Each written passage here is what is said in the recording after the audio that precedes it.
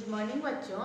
हम संस्कृत व्याकरण में शब्द रूप प्रकरण पढ़ रहे थे। ठीक है, शब्द रूप प्रकरण हमने आपको बता दिया था कि क्या होता है, जिसमें संज्ञा जो शब्द होते हैं वो कितने प्रकार से होते हैं और कितने प्रकार से चलते हैं। जैसे जो संज्ञा शब्द होते हैं वो लिंग, वचन और कारक के अनुसार चलते हैं। तो हमने बताया था कि लिंग कितने लिंगों में चलते हैं संस्कृत में जो संज्ञा शब्द होते हैं 3 लिंगों में चलते हैं।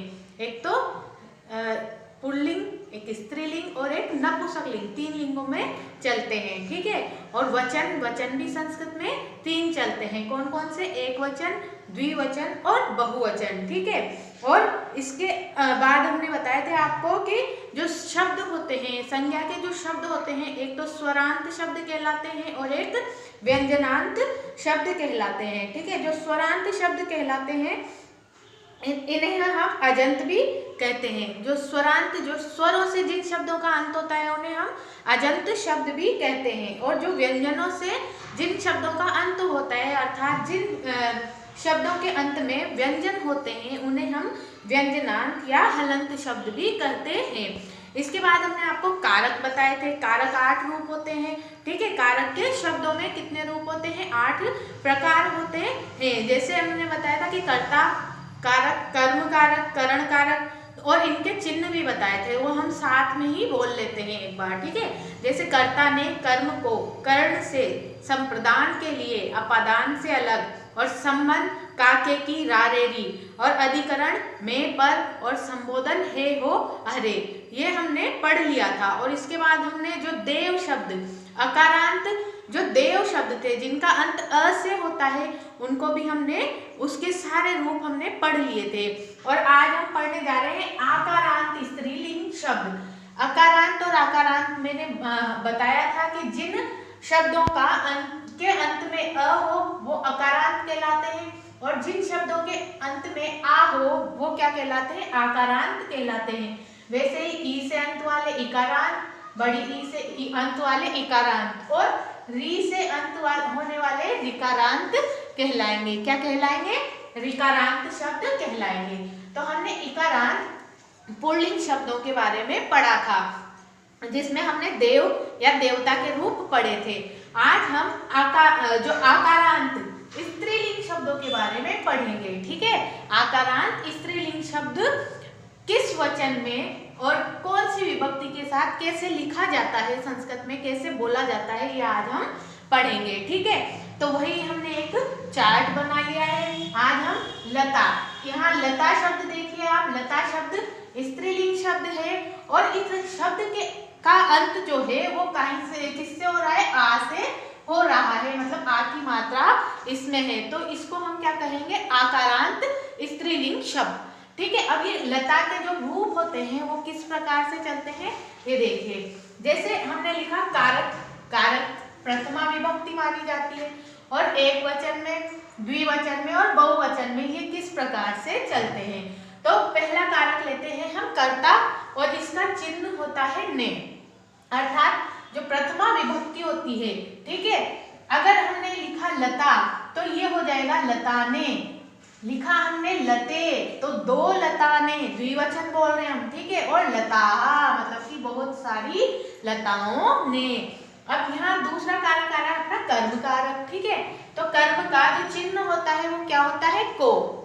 कर्म का चिन्ह क्या होता है? को, और विभक्ति कौन सी होती है इसमें? द्वितीय विभक्ति होती है। अब इसके रूप कैसे चलते हैं?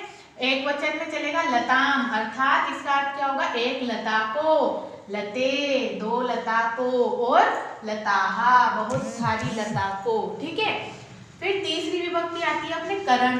कौन सा कारक आता है? तीसरा करण कारक आता है, और करण का जो चिन्ह होता है वो क्या होता है? से।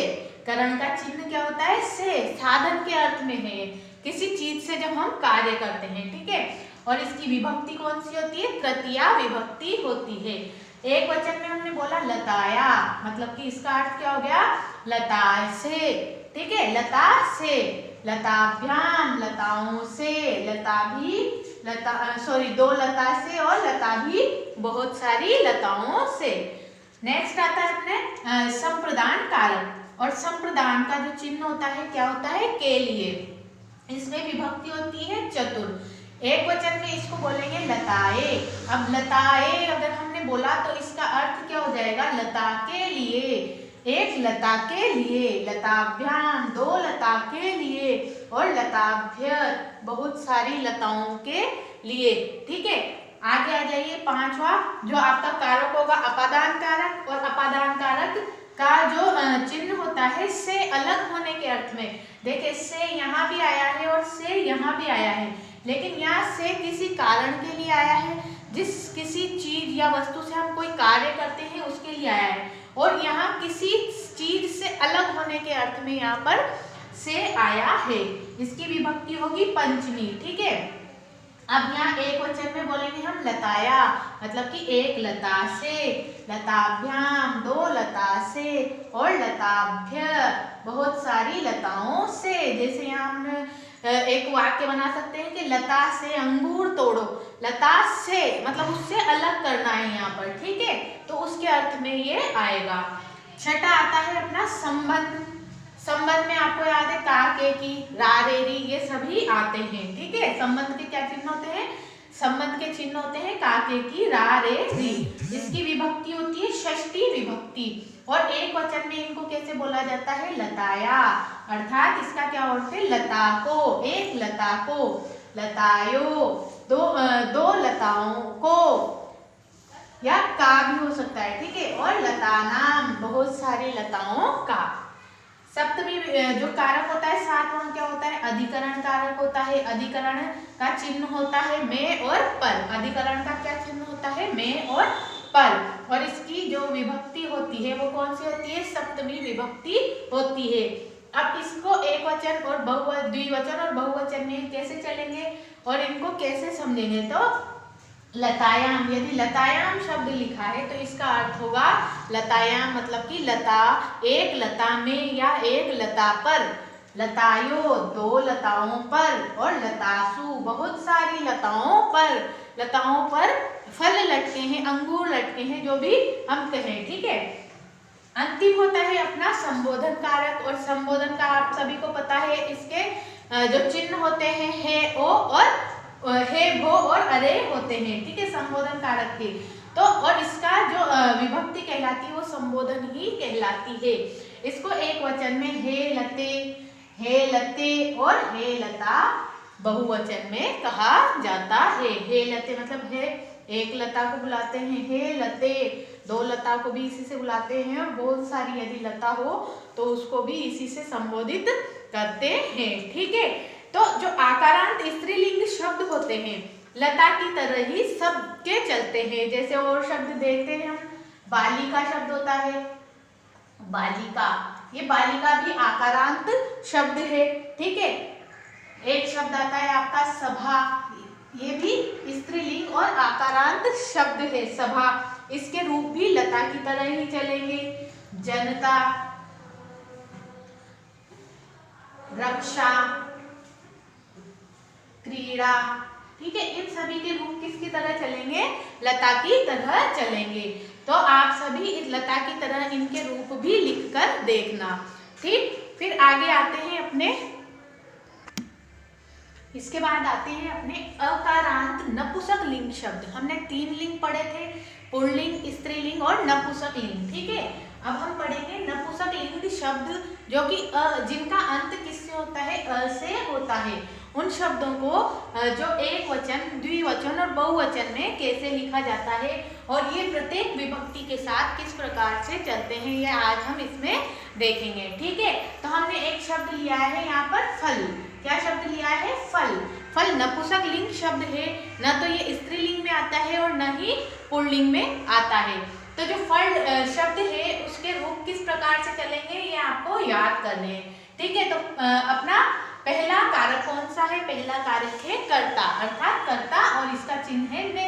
तो मैं पूरा आप लोगों को ये अभी बता चुकी हूँ, अब इसको हम एक बार जल्दी से पढ़ते हैं। ठीक है, जैसे हम पढ़ेंगे, इनको याद करने के लिए भी हमें जल्दी जल्दी ही पढ़ना पड़ेगा। तो इसका हम पढ़ते हैं, फलम फले फलानी। क्या बोलेंगे, फलम फले फलानी। ये चलता है एक प्रथमा विभक्ति में। द्वितीय विभक्ति भी ऐसी की ऐसी ही चलती है, फलम फले फलानी, ठीक है। इसकी द्वितीय विभक्ति और प्रथमा विभक्ति दोनों समान ही चलती है। तृतीया विभक्ति में चलते हैं फलेन फलाभ्याम फले, अर्थात तृतीया का अपन ने क्या देखा था, इसका चिन्ह से, फलेन फल से, फलाभ्याम फलों से और बहुत सारे फलों से। चतुर्थी विभक्ति में कैसे बोलेंगे, फलाए। चतुर्थी विभक्ति का जो चिन्ह था क्या था, के लिए, तो फलाए एक फल के लिए, फलाभ्याम दो फल के लिए और फलेभ्य बहुत सारे फलों के लिए। अब पंचमी अपादान है और यहाँ पर से अलग होने का अर्थ है, ठीक है। पंचमी विभक्ति है, कैसे बोलेंगे, फलात फलों एक फल से, फलाभ्याम दो फलों से और फलेभ्य बहुत सारे फलों से। फिर छठी आती है अपनी संबंध, और संबंध का आपको पता है चिन्ह का होता है, काके की, और इसकी विभक्ति होती है षष्ठी विभक्ति, ठीक है। अब षष्ठी विभक्ति में कैसे बोलेंगे इसको, फलस्य, फलस्य मतलब कि एक फल का, फलियो दो फलों का और फलाना बहुत सारे फलों का। जैसे हम हिंदी बोलते हैं फल का रस लेके आओ, हमने बोला दो फल रखे या इन दोनों फलों का रस लेके आओ, का हम संबंध बता रहे हैं उसका, ठीक है। सातवां आता है आपका अधिकरण, और अधिकरण का जो चिन्ह है वो है में और पर, ठीक है, में और पर। तो इसकी विभक्ति कौन सी होती है, सप्तमी विभक्ति होती है। सप्तमी विभक्ति में एक वचन क्या होगा, फले, मतलब कि एक फल में या एक फल पर, फलियो दो फलों में और फलेशु बहुत सारे फलों में, ठीक है। अब संबोधन आता है और इसकी विभक्ति भी क्या होती है, संबोधन होती है। तो संबोधन कारक में एक वचन होगा हे फल, हे, और द्विवचन होगा हे फले, और बहुवचन होगा हे फलानी।